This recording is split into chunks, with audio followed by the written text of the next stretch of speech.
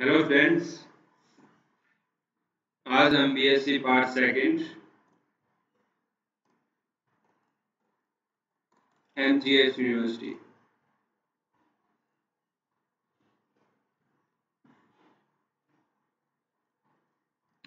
बीकानेर में BSc part second में जो पेपर थर्ड है, पेपर थर्ड मैकेनिक्स वो स्टार्ट कर रहे हैं। ठीक है, तो इस मैकेनिक्स पेपर के अंदर दो बुक्स आते हैं आपकी, एक आती है डायनेमिक्स और एक आती है स्टैटिक्स। ठीक है, और दूसरी क्या आती है? स्टैटिक्स। डायनेमिक्स यानी कि गति विज्ञान और स्टैटिक्स मानी स्थिति विज्ञान। तो इसके अंदर स्टैटिक्स के अंदर आपकी यूनिट होती है फर्स्ट और सेकंड का। ठीक है, इसके अंदर होती है थर्ड, फोर्थ और फिफ्थ यूनिट कवर होती है डायनेमिक्स के अंदर। तो हम जो पढ़ने जा रहे हैं वो डायनेमिक्स के अंदर थर्ड यूनिट स्टार्ट करेंगे। ठीक है, यूनिट थर्ड। इस यूनिट में आपको क्या दिया गया है? वेलोसिटी और एक्सेलरेशन के बारे में दिया गया है। वेलोसिटी कितने टाइप की होती है, कहां कहां से हम निकाल सकते हैं कोई पार्टिकल की, क्योंकि अलग अलग पैरामीटर हैं। ओके, जैसे लेंथ है, फुट में भी है, इंच में भी है और मीटर में भी है। वैसे ही वेलोसिटी होगी, वेलोसिटी सिंपल वेलोसिटी होगी रेक्टिलिनियर मोशन में, यानी सरल रेखा में गति। और आपके फिर प्लेन के अंदर आ जाएगी, उसके अंदर रेडियल वेलोसिटी और ट्रांसवर्स वेलोसिटी और ये सब चीजें इसके अंदर अलग अलग पैमाने को हम धीरे धीरे पढ़ते जाएंगे, सब समझ में आ जाएगा। तो सबसे पहले इसके अंदर जो वेलोसिटी एंड एक्सेलरेशन है, ठीक है, वेलोसिटी।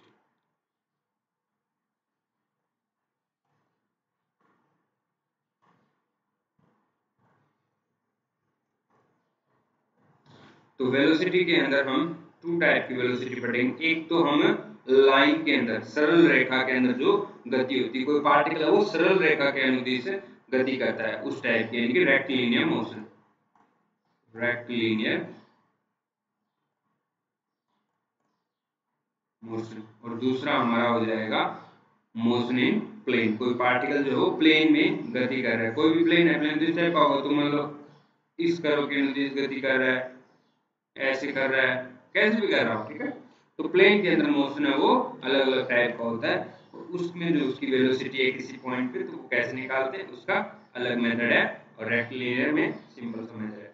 तो इसके अंदर motion in plane, motion in plane, तो ये टू टाइप से हम गति होगी उसके बारे में अध्ययन करेंगे इस चैप्टर में। तो सबसे पहले हम स्टार्ट कर रहे हैं रेक्टिलिनियर मोशन, सरल रेखीय गति।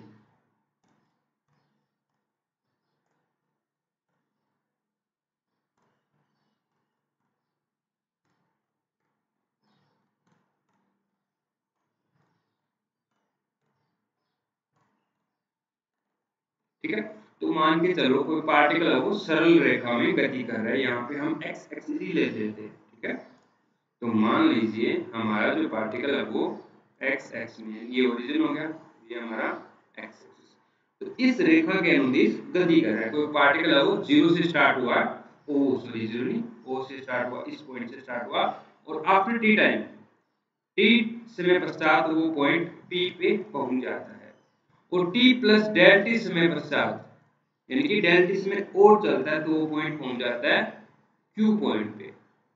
ओके, टी समय पश्चात पहुंचा बी पे और थोड़ा चला, यानी कि डेल टी समय चला, तो वो पॉइंट पे पहुंच गया, कहां पहुंच गया? क्यू पे। अब ओ से पी तक पहुंचने में उसको जो दूरी तय करनी पड़ी, यानी कि टी समय में जो उसने दूरी तय की वो थी x। ये मान लेते हैं कितनी दूरी? x।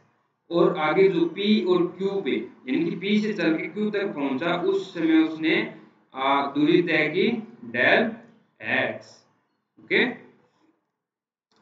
अब हमें निकालना है इसका वेलोसिटी, यानी कि ये किस स्पीड से चल रहा है, किस गति से ये चल रहा है, वेग, किस वेग से ये चल रहा है।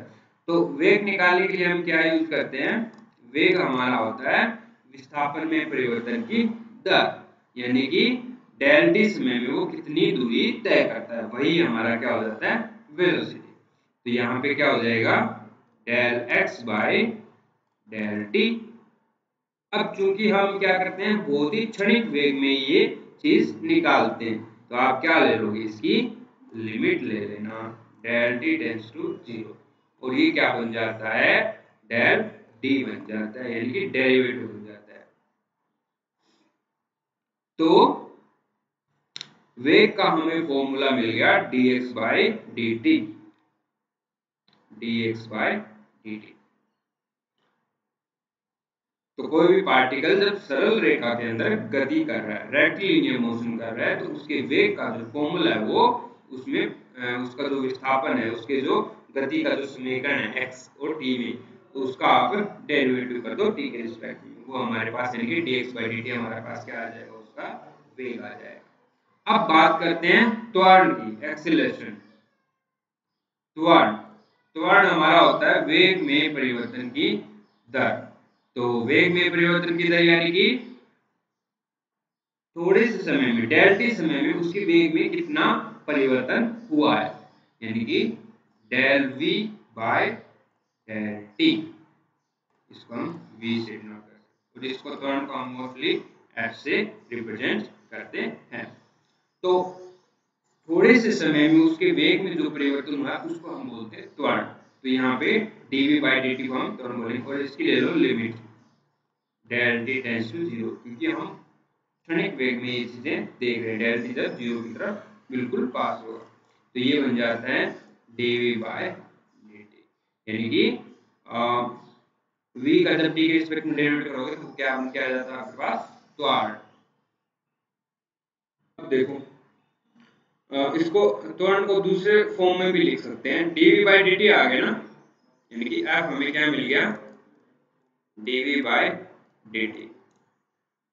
v को हम dx बाय dt लिख सकते हैं, f बराबर d बाय dt, और v यानी कि dx बाय dt। ये क्या हो गया, 2 टाइम डेरिवेटिव हो गया x का। तो ये दूसरा फॉर्मूला हमें मिल गया, किसका, त्वरण का, ये दूसरा फॉर्मूला हो गया। अब हम क्या करेंगे, इसको एक और फॉर्मूला भी निकाल सकते हैं। तो dv बाय dt है, तो इसको ऊपर नीचे dx से मल्टीप्लाई करवा दो, और dv इस x को यहाँ और dt को यहाँ ले आओ, dx और dx बाय dt। अब ये क्या होता है, dx बाय dt तो हमारा v होता है, ये रहा है ना, तो इसको v लिख दो, और ये हो गया हमारा dv बाय dx। तो ये तीसरा हमारे पास फॉर्मूला आ चुका है।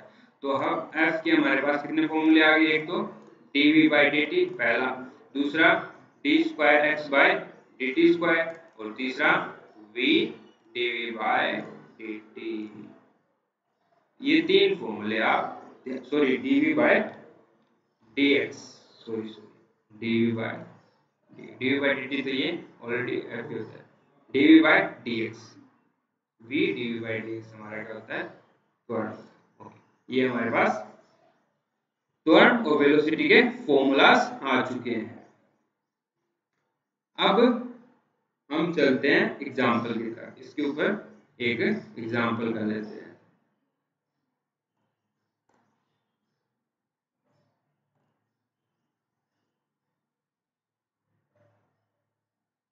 तो ये रहा हमारे पास एग्जाम्पल।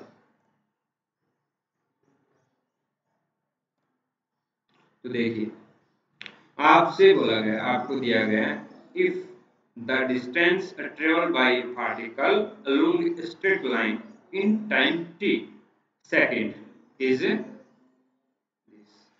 यानी कि जो यदि उसकी गति का जो समीकरण है इन t सेकंड में, वो इस टाइप से, the distance travelled by particle, particle के द्वारा चली गई दूरी, इन ए स्ट्रेट लाइन, सरल रेखा में, इन टाइम t में, तो वो ये वाली है, ठीक है, t समय में सरल रेखा में पार्टिकल के द्वारा चली गई दूरी का समीकरण ये रहा, ये किसमें, मीटर में, x हमारा मीटर में। फिर क्या बोल रहे, find when it's acceleration is 0, तो हमें ज्ञात करना है कि किस समय पर इसका एक्सीलरेशन 0 हो जाएगा। when its acceleration 0 and what will be its velocity at that time, उस समय पर उसकी वेलोसिटी क्या होगी जहां पे इसका एक्सेलरेशन 0 हो रहा है। ठीक है, तो हमें एक पार्टिकल सरल रेखा में गति कर रहा है तो उसकी गति का समीकरण ये दे रखा है और पूछ रहा है कि उसका एक्सेलरेशन 0 कब हो जाएगा और जब भी उसका एक्सेलरेशन 0 होगा उस समय उसकी वेलोसिटी क्या होगी। तो सबको समझ में आ गया क्वेश्चन। चलो अब इसको सॉल्व करते हैं। सबसे पहले आपको निकालना है इसका त्वरण। ठीक है, तो सॉल्यूशन, तो त्वरण निकालने के लिए आपको क्या करना होगा, d square x by d t square, ये क्या होगा हमारा त्वरण होगा। तो सबसे पहले तो आप इसका एक बार डेरिवेटिव कीजिए। x का जब एक बार डेरिवेटिव करेंगे तो हमें क्या मिलेगा, v velocity dx by dt हमारा क्या होता है, v होता है। तो यहाँ पे इसका एक बार डेरिवेटिव कर दो तो क्या आएगा, 3 दूनी 6 x square minus 9 T square, तो इसका डेरिवेटिव हो जाएगा 18t की माइनस 18t और 12t इसका हो जाएगा 12 और 6 का हो गया 0। तो ये हमें मिल गया वेलोसिटी। अब हम इससे हम निकालेंगे हमारा एक्सेलरेशन। f हमारा क्या होता है, dv बाय dt, जो भी v मिला है उसका एक और डेरिवेटिव कर दो। तो ये बोल सकते हो कि dx का एक बार कर चुके हैं, दूसरी बार करेंगे ये आ जाएगा, सेम बात है। इसका एक और करेंगे क्या हो जाएगा, 12x माइनस 18 और इसका हो गया 0। तो ये हमें मिल गया त्वरण। अब पूछा गया है कि किस समय इस त्वरण 0 हो जाएगा।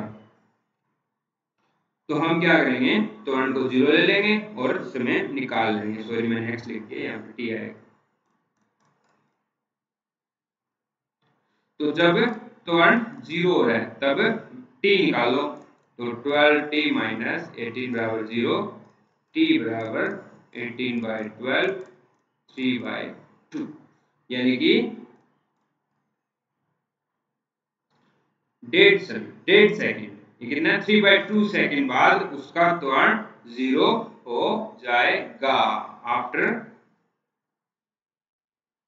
3/2 second it's acceleration will be 0। समझ गए? तो कितने समय पश्चात, 3/2 सेकेंड बाद उसका एक्सेलरेशन 0 हो जाएगा। अब हमें इस समय यानी कि 3/2 सेकेंड बाद उसकी जो वेलोसिटी है वो क्या होगी वो निकालनी है। ठीक है, तो वेलोसिटी का फॉर्मूला हमने अभी निकाल लिया, कोई दिक्कत नहीं है। तो वेलोसिटी हमारी क्या आई थी, ये रही dx बाय dt। तो v हमारा क्या है, 6x square minus 18x plus 12, ये हमारी क्या है वेलोसिटी का फॉर्मूला है। तो हमें क्या निकालनी है, v एट 3/2 सेकेंड। यहाँ पे 6 इंटू 3/2 का होल स्क्वायर माइनस 18 3/2 प्लस 12। तो यहाँ से क्या आ गया, 9/4 इंटू 6, तो 27/2 और यहाँ से क्या आ गया 9 इंटू 3 यानी कि 27 और प्लस 12 इज इक्वल टू क्या हो गया, ये माइनस 27/2 प्लस 12, 24 और 27 माइनस 3/2 आ गया। तो माइनस 3/2 मीटर प्रति सेकंड। टाइम हमें सेकंड में दे रखा है, दूरी हमें मीटर में दे रखी है, तो वेलोसिटी की इकाई क्या होगी, यूनिट क्या होगी, मीटर प्रति सेकंड। तो जब उस पार्टिकल का एक्सेलरेशन 0 होगा आफ्टर 3/2 सेकेंड, उस समय उसकी जो वेलोसिटी है वो -3/2। नेगेटिव किसको रिप्रेजेंट कर रही है, उसकी वेलोसिटी कम होती जा रही है। ठीक है, तो उसकी वेलोसिटी उस समय कितनी होगी, -3/2 मीटर प्रति सेकेंड। ओके, तो ये हो गया हमारा क्वेश्चन जो पूछा गया था। If the distance traveled by a particle along a straight line in time t second is given by this, find its acceleration is 0 when is acceleration 0, कब इसका acceleration 0 होगा and what will be its velocity at that time। उस time पे उसकी velocity कितनी 3/2 negative 3/2 metre प्रति second आ रही है। ठीक है, तो ये था एक छोटा सा lecture on velocity in rectilinear motion. तो इसके ऊपर ज़्यादा नहीं है, रेक्टिलिनियर मोशन में सारी रेखा में सिंपल ये एक्सेलरेशन और वेलोसिटी है, सिंपल फॉर्मूले है इसके। v हमारा dx/dt है और त्वरण हमारा d2x/dt2 है। इसके बाद जो है वो मोशन इन प्लेन आएगा, लेकिन इसके ऊपर रेक्टिलिनियर मोशन में अभी एक एग्जांपल किया है हमने, इसमें काफी सारे एग्जांपल्स हैं, तो कल के लेक्चर में वो एग्जांपल और क्वेश्चन अच्छे अच्छे क्वेश्चन है वो मैं आपको करवाऊंगा। ठीक है, और फिर उससे नेक्स्ट डे में हम मोशन इन प्लेन स्टार्ट करेंगे कि समतल में कोई पार्टिकल गति कर रहा है तो उसका क्या वेलोसिटी होगा, कैसे निकालेंगे, कहाँ से निकालेंगे। तो ठीक है, तो वो चीजें हम थर्ड लेक्चर में पढ़ेंगे। आज के लिए इतना ही, थैंक यू, टेक केयर।